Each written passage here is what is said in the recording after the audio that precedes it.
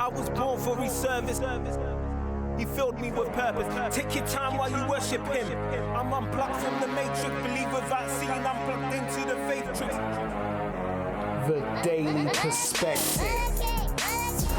You said some stuff that, and this is what I love about our conversations, that you're already connecting stuff that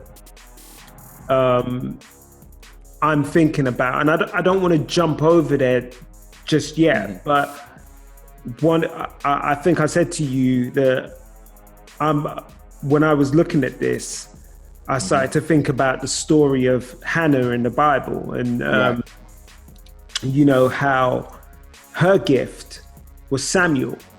She prayed to God. She couldn't have a child. She prayed to God. She cried out to God, and God gave her her gift. And when you said something that I hadn't even thought about, so the dots I was connecting was that about your purpose being linked to someone else, and you know, if you don't fulfill your purpose, there is a possibility that you are disrupting the path of someone else's purpose. Right. But that was where I was going. And then you said something different. You said you mentioned giving away that gift.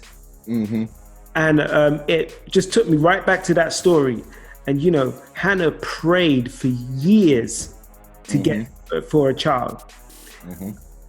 She finally got Samuel. Now she had two options, and this is a thing, and this is how I link it back to last week. Because if you are someone that's been barren for years, and you suddenly get a child, there is that temptation. You may have made a commitment and a promise and said, you know, God, I'm going to give this child to you when they're born and dedicate this child's life to you. Right. But that temptation would have been there to say, well, you finally got this baby, you're giving it away. So, you know, so immediately she would have had that struggle, that battle, but she gave that child back to God. And that's what kicked off the whole path and purpose of Samuel. And we all know where that went. We ended up, you know, Samuel grew up in the Lord spoke to him, he was chosen, he took over the line of Levites, became the priest for kings, and anointed David, who was a type of Christ. We said we're not going to talk about that just yet because that's a future podcast, but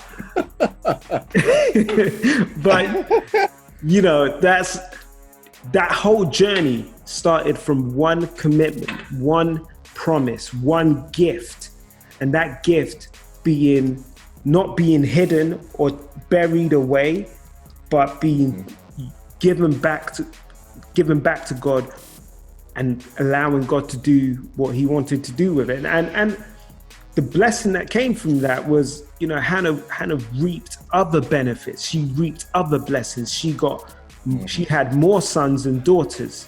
You know, that giving away that child opened up her womb to give birth to new gifts.